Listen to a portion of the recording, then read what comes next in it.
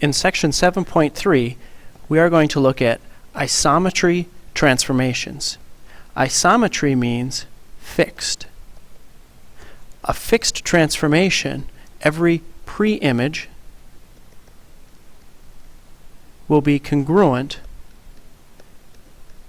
to the image.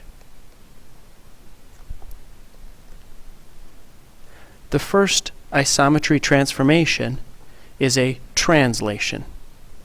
In a translation, we're going to start with a shape. And we're going to translate that shape to a different position without changing that shape's orientation or flipping that shape. The place where we started is known as the pre-image, and the image where we end up is called the image. Now, you might have been told that this move was called a slide. The mathematical term for a slide is a translation. Make sure you remember this move as a translation. The second isometry transformation is a reflection. In a reflection, we start with a pre-image,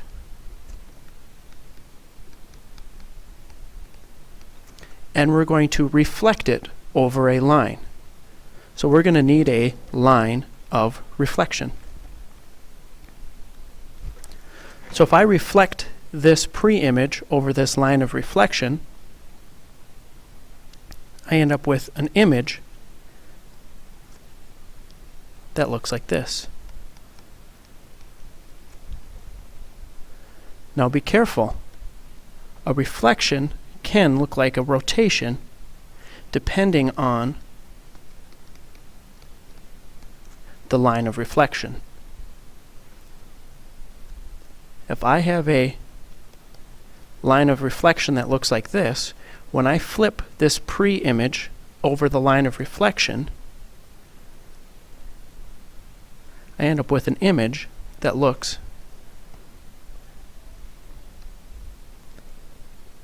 like this.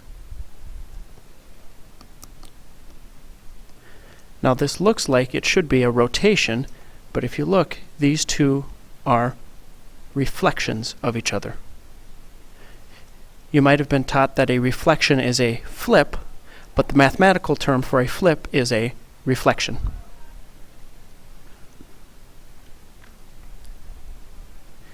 In a rotation, we're going to start with a pre-image,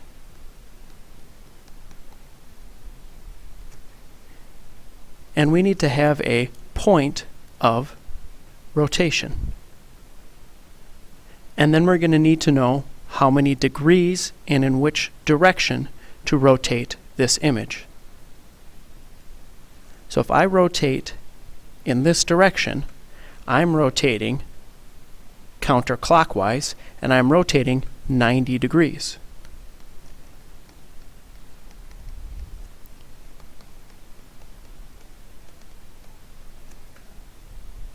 So if I rotate this image 90 degrees counterclockwise, my image will end up being a sideways heart.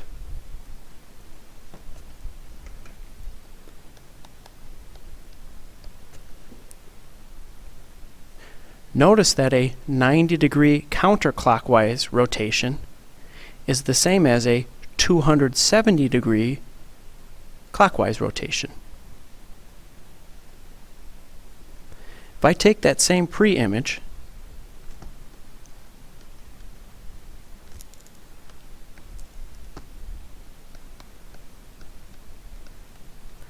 and pick a point of rotation,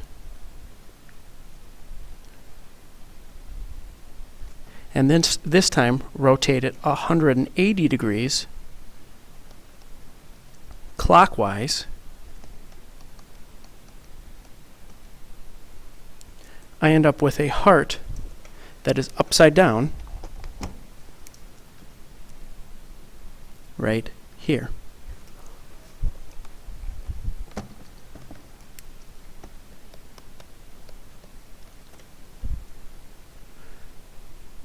Notice that a 180-degree clockwise rotation is the same as a 180-degree counterclockwise rotation.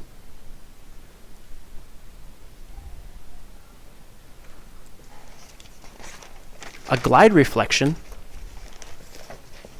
is combining a glide, a translation, and a reflection. In a glide reflection, I'm going to start with a pre-image. This time I'm going to make a right triangle where my hypotenuse is vertical.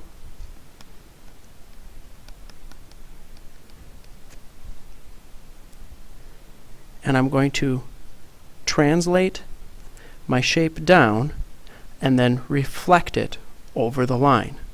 So I translate parallel to this line and then reflect it over that line.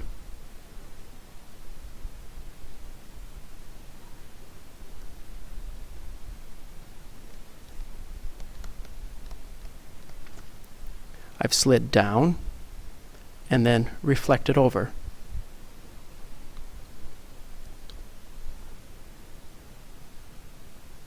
And the last isometry transformation is a composition. A composition is just combining